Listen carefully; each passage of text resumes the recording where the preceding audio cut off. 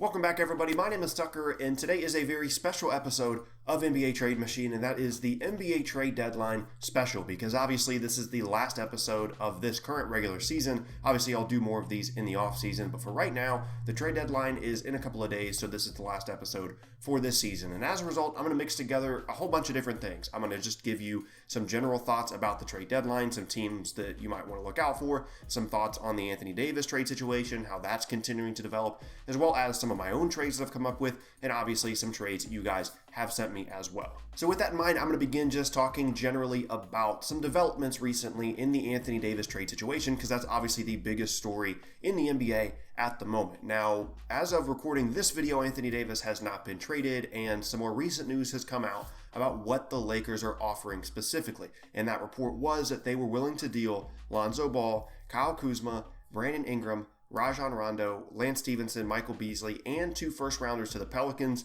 for Anthony Davis, in addition to taking on Solomon Hill's contract and providing the Pelicans some cap relief. There are a couple of thoughts on this. First of all, really the only pieces outside of even more draft picks that the Lakers are holding out of this deal are Josh Hart and then Zubac. Now, the reason that they're probably doing that is because they want to keep some kind of complementary options around Anthony Davis and LeBron James, as well as to keep their roster somewhat intact in terms of having the correct number of players, but also those are good complementary players. In my opinion, if you're the Lakers moving forward, Josh Hart would be a great guy to continue to have around as a guy that can shoot and can defend, and then Zubac could continue to develop into something at the 5 spot, which traditionally for LeBron James-led teams has not been a huge priority, especially in Cleveland, but having a player of Zubac's potential would certainly help them moving forward, and obviously both of those guys are cheap. And the other part of this that's just really strange to me is the fact that the trade details are so well known and that they are consistently being leaked. The first offer that the Lakers sent to the Pelicans, which wasn't very good,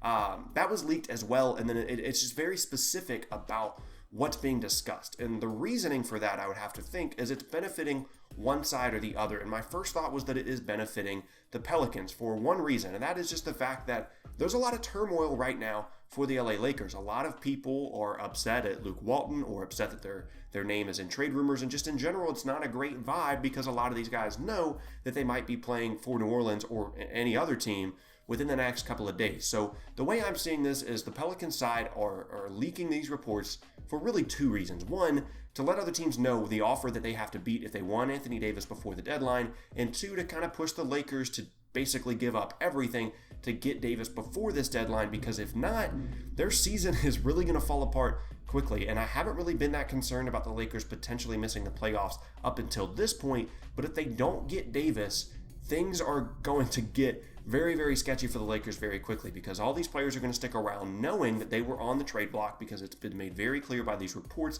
that the Lakers are shopping these players.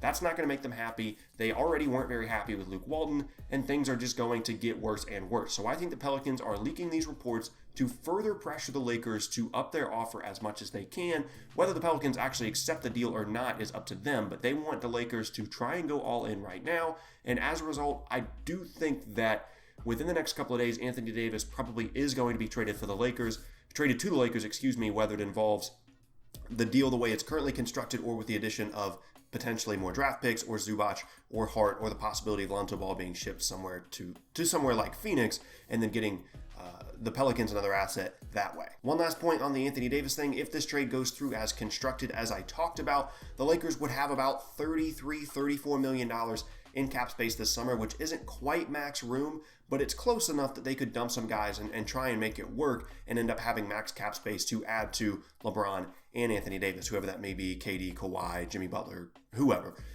So that even though they're taking back Solomon Hill, they are still in a position to sign a max contract player, and maybe not explicitly, but after they make a few more salary cap saving moves, they would be able to have max salary cap space to create their big 3 and move forward from there. But with that said, I don't want to spend the entire video talking about Anthony Davis. I'm going to move on to my next point, and that is just something that's pretty typical of trade deadlines, but probably this one more so than any other, just because there are a lot of teams that are in the top 4 in each conference that kind of feel like they do need a little bit of help on the wings. Teams like Oklahoma City, teams like the Bucks, teams like the 76ers, teams like the Raptors, any teams like that kind of feel like they're on the edge of maybe being a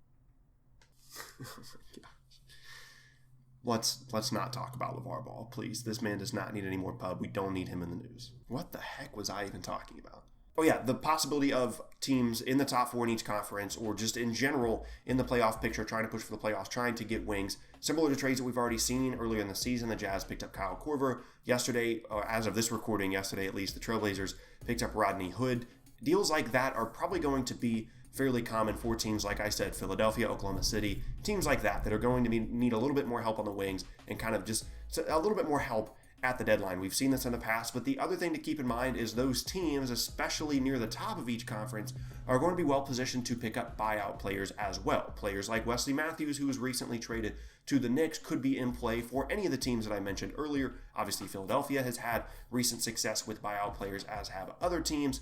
So that's really something to keep in mind. It might make it a little bit less likely that some of these wings get traded. Guys like Taurean Prince, guys like potentially CJ Miles, Kent Bazemore, players like that could potentially be moved to these top 4 teams. But again, pending some buyout situations, those are just guys to keep an eye on. And speaking of a team that I briefly mentioned there, the Milwaukee Bucks, that brings us to our first community trade of the episode, and that comes from Twitter, and it comes from Georgios. He says the Bucks would get Nikola Vuvecic in exchange for Thon Maker, Tony Snell, and a Bucks first-round pick. In this scenario, it would have to be 2021 or maybe 2 seconds or however it wants to be protected, but it can't be 2019, as we've talked about in seemingly every episode. Now, the reasoning for this would be, one, from the Bucks side, they get Nikola Vuvecic, who is an all-star player this year, but is unfortunately for the other teams, but very fortunately for him, a free agent this offseason, which is kind of lowering his value a little bit. And Thon Maker obviously wants out. You give up him, you give up a pick, and you give up a wing in Tony Snell for an all-star caliber player in a bit of a weird circumstance in Vuvecic. While for the Magic, this is not great value for a player of Vucevic's caliber, at least the production that he's put forth so far this season, but he's been in multiple Trade Machine episodes so far, and if you've been watching those other ones, you would know that the reason that Vucevic is being thrown around in trade ideas is, one, because they want to develop Mo Bamba, but also just because they want to capitalize on his value before he becomes a free agent this offseason, because I doubt the Bucks will want to, the Magic would want to pay to bring Vuvecic back, so they get back Thon Maker, a player that seemingly always gets talked about as someone with high potential but has yet to realize it, but at least is a good young value kind of player that could potentially fit long-term next to Mo Bamba if he can get his jump shot straightened out. Then obviously the draft pick and Tony Snell could help them on the wing, but really isn't going to be all that helpful and is just there to match salary, essentially. The big questions here obviously would be, are the Magic getting enough for Vucevic? That's debatable.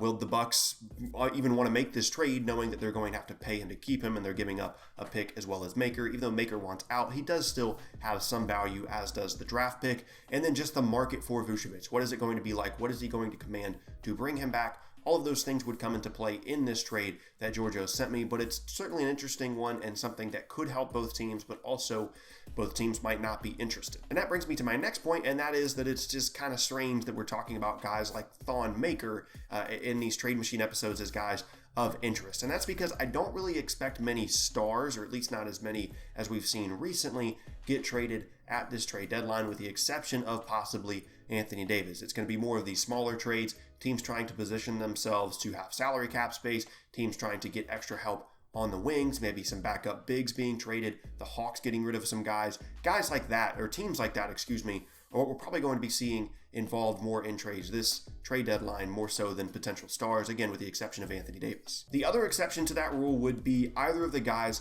for the Grizzlies, either Mike Conley or Marc Gasol. Probably Conley more so at this point than Gasol. It seems like there have been more rumblings, more rumors about Conley, specifically to the Utah Jazz. And Ozan sent me a trade in the comment section. He said the best place for Conley, in my opinion, is the Jazz. I think he can make them a legit contender. The trade I have in mind is the Jazz receive Conley in exchange for Dante Exum, Derek Favors, and a first or second rounder. In my opinion, it would probably have to be a first. The reasoning behind this is pretty simple. Memphis is looking to get value out of Mike Conley because they're not really going anywhere this season, certainly, and then moving forward, they don't have a ton of upside at either the point guard or the center position. Jaren Jackson is really the focal point of their future, and they want to continue to grow along his timeline, and Mike Conley, Marc Gasol don't really fit that timeline anymore in terms of a rebuild, and they want to try and get value out of them, and they get back a player in Dante Exum that could potentially help them in the backcourt moving forward. He struggled this season and has continued to struggle with injuries really his entire career,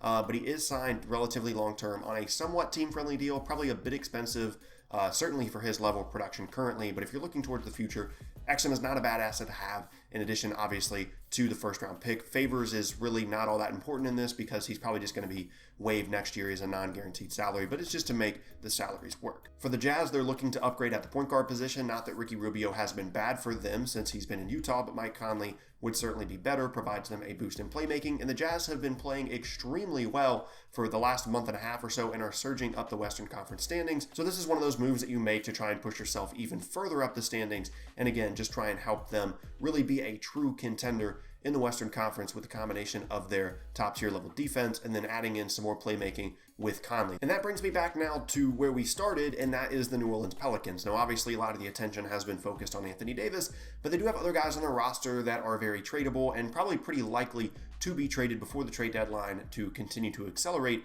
what they're staring at right now, which is a very, very serious rebuild. And those two guys are Nikola Mirotic and Julius Randle. So I came up with a trade for both of them. The first is Nikola Mirotic, and it would be to the Milwaukee Bucks in exchange for Jason Smith, Thon Maker, and Donte DiVincenzo. Now, again, the rationale here for the Bucks is that they want to try and get some help. They want to continue to add pieces around Giannis because they've looked like one of the best teams in the league this season, certainly within the Eastern Conference, and they look like a legit finals contender. And adding someone like Mirotic that can continue to shoot well, someone that fits very well within their own scheme in terms of being able to shoot all of those threes and is in the front court, which at the moment is still a bit of a position of need for the Bucks, certainly helps them. They have to give up the first round pick that they just selected, obviously being DiVincenzo, and then Thon Maker, both players with good potential, but Mirotic has been playing out of his mind for the last 2 years, really a year and a half, ever since he went to the Pelicans, so I guess really a year.